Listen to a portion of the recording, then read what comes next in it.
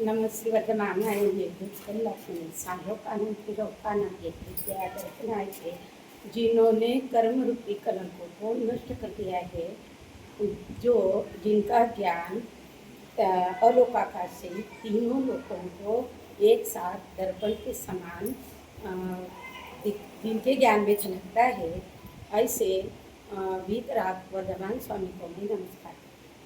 ये तो आपने सिर्फ श्लोकार्थ बता दिया।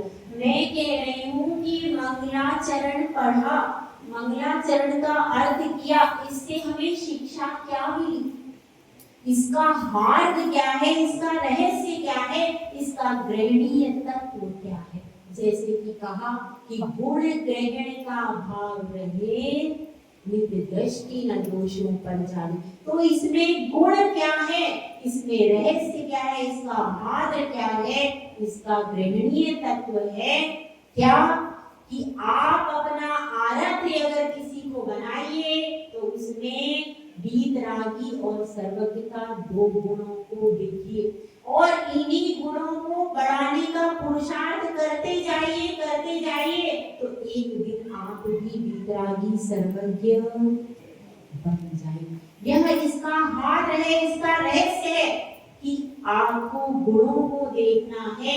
इसमें भी भगवान की जो स्तुति की गई है मंगलाचरण में, यह गुणों के आधार पर की गई है कि नहीं? गुणों के आधार पर अपने गुणों को बढ़ाते रहिए, आपके गुण बढ़ते जाएंगे, एक दिन आप भी भगवान की श्रेणी में आ जाएंगे। यह इस काव्य से हमें प्रेरणा मिलती है, शिक्षा मिलती है।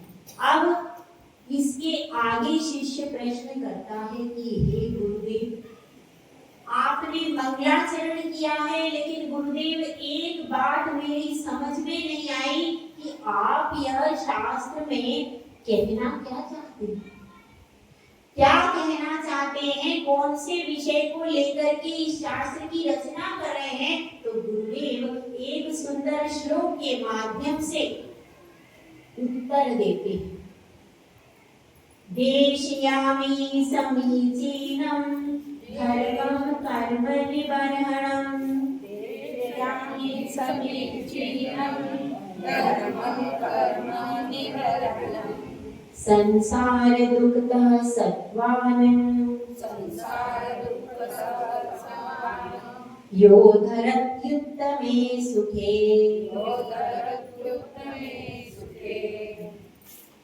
इसमें कहा गया है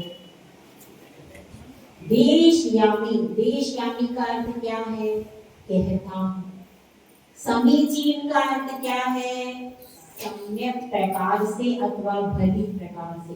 देशयामी समीचीनम धर्मम कर्म निबर्हणम, मतलब जो कर्मों को दूर करता है ऐसे धर्म को मैं कहूंगा।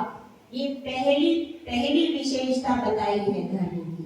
दूसरी विशेषता संसार दुखतः सत्वान, संसार के दुख से सत्वान, सत्वान का अर्थ है जीवों को।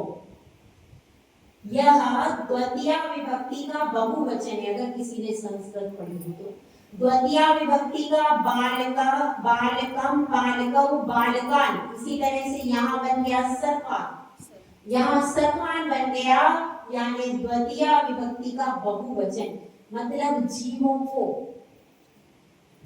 को क्या करता है, यो धरत युक्त में सुखे, जो धरत यानी धारण करता है या धरता है, रखता है।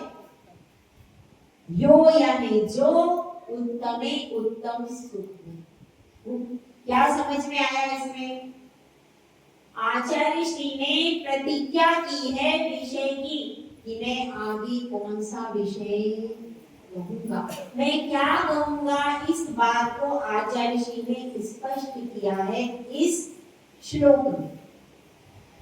ग्रंथ का विषय क्या है इसको भी उन्होंने स्पष्ट किया कि मैं क्या कहूंगा, धर्म को कहूंगा। देशयामी का अर्थ क्या है, कहूंगा। किसको कहूंगा, धर्म। देशयामी और सम्यक प्रकार से कहूंगा, ऐसा नहीं है कि मिथ्या धर्म को कह रहा। यह भी यहाँ पर इसीलिए समीचीन शब्द क्यों लगाया कि लोक में धर्म के नाम पर अनेक अनेक प्रकार की मान्यताएं चल रही हैं। तो कहीं कोई ये ना समझ ले कि यह कौन से धर्म को कह रहा है, कहीं मिथ्या धर्म को ना समझ ले, इसीलिए यहाँ पर समीचीन शब्द लगाया। देशयामी समीचीनम धर्मम। धर्म की विशेषता पहली क्या है? समीचीन धर्म को कहूंगा। देशयामी समीचीनम धर्मम, पहली विशेषता धर्म की क्या रहेगी? सम्यक धर्म है, मिथ्या धर्म नहीं। समीचीनम दूसरी विशेषता, कर्म निवर्णम, जो कर्मों से मुक्त करता है। वास्तव में धर्म वही है जो कर्मों से छुड़ाता है, कर्मों से मुक्ति की राह दिखाता है। यह दूसरी विशेषता धर्म की। तीसरी विशेषता, संसार दुखता सत्वान यो धरत युक्तमे सुखे, संसार के दुख से निकाल कर यो वह धर्म रखता है, किसमें? उत्तम सुख में रखता है। किसको? जीवों। यह धर्म जीवों को संसार के दुख से निकाल कर उत्तम सुख में रखता है। यह धर्म की परिभाषा है। आपने भी बहुत सारी धर्म की परिभाषाएं पढ़ी होंगी, पढ़ी है कि नहीं? बताइए एक बार धर्म की परिभाषा। एक धर्म की परिभाषा बताइए। वस्तु का स्वभाव धर्म। बहुत सुंदर। वस्तु स्वभावो धर्मो, वस्तु का स्वभाव धर्म है। और कोई धर्म की परिभाषा? अहिंसा परमो धर्म। अहिंसा परमो धर्म, यह भी धर्म की परिभाषा है। और कोई परिभाषा?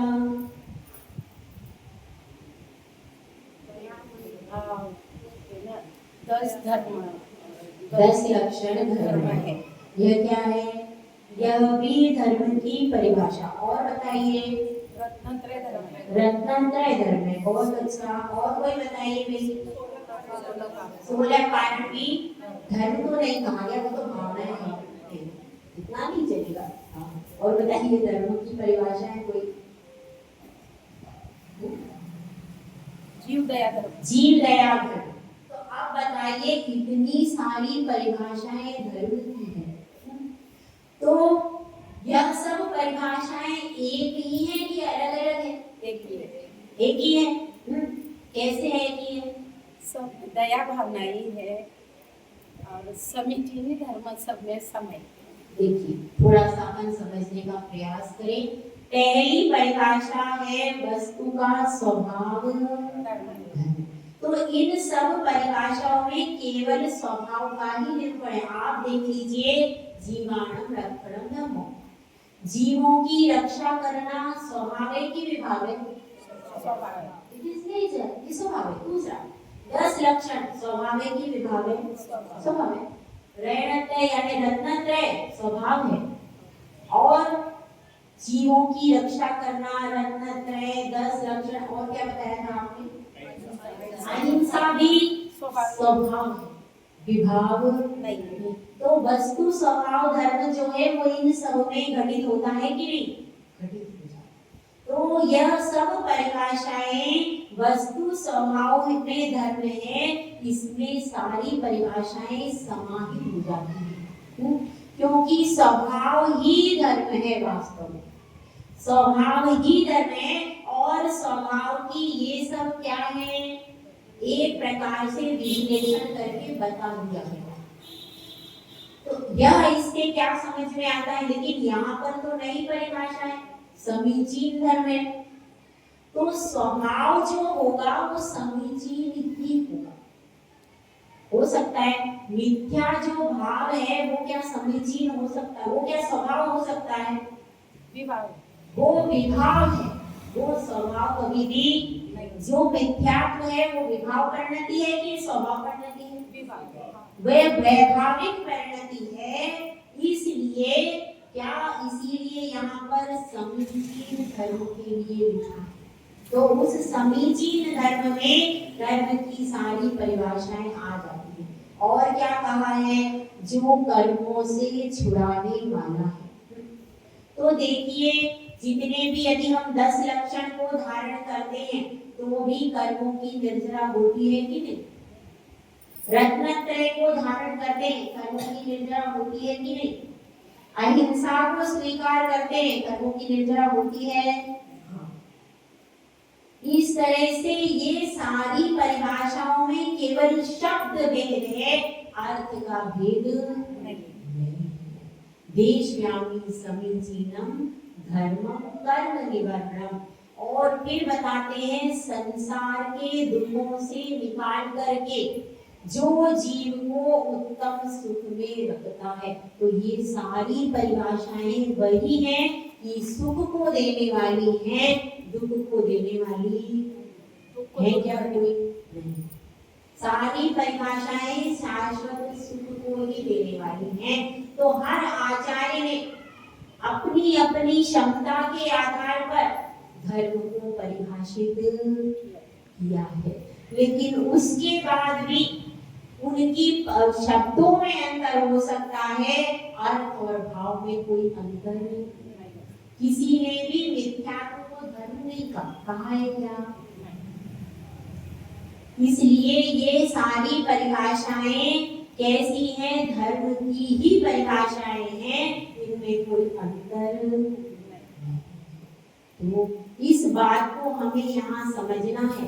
आचार्य श्री ने प्रतिज्ञा की है कि मैं धर्म को ही कहूंगा, अधर्म को नहीं कहूंगा, और ऐसे धर्म को कहूंगा जो कर्मों से मुक्त करने वाला है। अन्य प्रकार, सभी प्रकार के धर्मों की अनेक बातें लोक में प्रचलित हैं। प्रचलित है कि नहीं भाई? प्रचलित तो है। अन्य कई प्रकार की बातें लोक में प्रचलित हैं, और कुछ लोग हिंसा में ही धर्म मानते हैं। यज्ञ करना, बलि देना, इसको भी धर्म का अंश मानते हैं। तो इन सब परिभाषाओं से भी हमें लगता है कि क्या जो जीव को उत्तम सुख में करता है, यह सारी परिभाषाएं, सारे धर्म संप्रदाय जो चले आ रहे हैं, यह कभी भी जीव को उत्तम सुख में रखने वाले। तो आचार्य समंतभद्र स्वामी इसी अर्थ को लेकर के यहाँ पर स्पष्ट कर रहे हैं कि हमें भी धर्म के बारे में समझना है। तो एक बात हमें समझते हैं कि चक्र होते हैं। एक कौन सा होता है? धर्म का चक्र। आपको पता है चक्र कितने प्रकार के होते हैं भाई?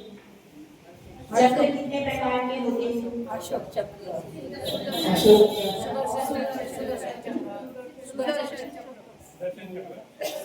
दर्शन, सुदर्शन चक्र, और सुदर्शन चक्र के बाद चक्रवर्ती का चक्र कितने प्रकार के होते हैं? दो चक्रों का नाम तो इसी में आ गया, इसी श्लोक में। हाँ, धर्म चक्र, और दूसरा देखिए, पहला है धर्म चक्र। कौन इसको लेकर के चलता है भैया? सर्वाण यक्ष इसको लेकर के चलता है। कहाँ पर? जब भगवान तीर्थंकर विहार करते तब वह आगे आगे धर्म चक्र को लेकर के चलता है। दूसरा कौन सा है? सुदर्शन चक्र। कहाँ होता है? जो चक्रवर्ती के पास में होता है। उसके बाद एक होता है कर्म चक्र, जिसमें आप सब कैसे हैं? बंधे हुए। उसी कर्म चक्र के आधार पर आप सब भ्रमण कर रहे हैं। यदि यह कर्म का चक्र नहीं होता, अपन भ्रमण, अपन क्रोध करते हैं, कर्म आता है, फिर कर्म आत्मा से बंधता है, फिर उसका बंध हो जाता है, फिर उसका उदय आता है, फिर आप भोगते हो, फिर निर्जरा होती है, फिर दूसरा कर्म आता है। ये सब चक्र है कि नहीं? चक्र एक आहे का? एक काल चक्र है, संसार ये चक्र। आपको याद है। एक काल चक्र है। इस प्रकार से 7 या 9 प्रकार के चक्र है। संसार वसन चक्र बोला। ठीक है, धर्म चक्र, सुदर्शन चक्र, काल चक्र और एक होता है संसार चक्र। संसार का चक्र कैसा है? संसार का चतुर्गति रूप परिभ्रमण का चक्र है। एक गति से दूसरे गति में जाते, दूसरे गति से तीसरे गति। अब तक कितनी गति में चली गई प्रतिभा जी भाई बताओ, हिसाब किताब कुछ है? चतुर्गति में अनादिकाल से हम एक गति से दूसरे गति, जैसे कि वो झूला होता है ना, ऊपर से नीचे, नीचे से ऊपर, ऐसे अपन क्या कर रहे हैं? भ्रमण कर रहे हैं। ये कौन सा चक्र है? संसार का चक्र है। चतुर्गति रूप चलता ही जा रहा है, कभी भी यह खत्म नहीं होता। इस संसार चक्र को क्षय करना है तो क्या करना पड़ेगा? धर्म चक्र को धारण करो और सिद्धों के चक्र में चले जाओ। सिद्ध चक्र है, संसार से छुड़ाने वाला क्या है भाई? सिद्ध चक्र की आराधना करो। सिद्ध चक्र का अर्थ वास्तव में क्या है? समूह। तो सिद्धों का भी एक चक्र है, वह कहाँ है? सिद्ध शिला पर। ये तो अपन सिद्ध चक्र विधान करते हैं, वो अलग चीज है, वो भी है, लेकिन वास्तविक चक्र कहाँ है? सिद्धों का चक्र का अर्थ घूमना भी होता है, चक्र का अर्थ समूह भी होता है। तो सिद्धों का चक्र, सिद्धों का समूह कहाँ पर है भाई? सिद्धशिला में, सिद्धालय में। तो वह सिद्ध चक्र ऐसा है कि उस सिद्ध चक्र के आधार पर आप क्या कर सकते हो? अपना उत्थान कर सकते हो। वही अपना लक्ष्य है। अपना लक्ष्य क्या है? सिद्धालय में जाकर सिद्ध चक्र को प्राप्त करना, सिद्धों के समूह में अपना स्थान बनाने के लिए अपन सब साधना कर रहे हैं। तो 4 पंक्तियों के माध्यम से हम समझेंगे कि वास्तव में हमारा साथ देने वाला कौन है। हम सोचते हैं कि हमारा मित्र साथ देगा, कोई समझता है कि अपना पुत्र साथ देगा, कोई समझता है स्त्री साथ देगी। हम संसार में नाना प्रकार के लोगों को यही सोच करके जुड़ते हैं कि ये मेरा साथी बनेगा, लेकिन वास्तव में साथी कौन है? इन पंक्तियों में अपन सुनते हैं। दर में ही सच्चा साथी है, जैसे दीपक बाती है, छूटे ना धर्म शरण आत्मा। ये दुनिया एक सपना है, यहाँ ना कोई अपना है, छूटे ना धर्म शरण आत्मा। ये फूलों का बसा मधुबन के भूले रूप, ये चितवन लुभाते हैं हर पल मुझको, न दिखता भोला सा चेतन। ये जीवन सार को गहले कि कर्मों मार को सहले, छूटे ना धर्म शरण आत्मा। ये दुनिया एक सपना है, यहाँ ना कोई अपना है, छूटे ना धर्म शरण आत्मा। हमारा सच्चा साथ देने वाला अगर कोई है तो वह कौन है? हम नाना प्रकार का संसार में राग द्वेष करते हैं, वास्तव में उनमें से कोई भी साथ देने वाला नहीं है। तो इस श्लोक का ग्रहणीय तत्व यही है। क्या तत्व है? कि आप धर्म को ही अपना सच्चा साथी बनाओ। वह धर्म ही है जो आपको सम्यक समीचीनता की तरफ ले जाएगा। वह धर्म ही है जो आपको कर्मों से छुड़ा देगा, और वह धर्म ही है जो संसार के समस्त दुखों से आपको निकाल करके उत्तम सुख में रखने का सामर्थ्य प्राप्त करता है। जय बोलो जय सुंदर सागर महाराज की जय। जय बोलो परम पूज्य हरि का श्री 105 है मति माता जी की जय। परम पूज्य हरि का संघ की जय।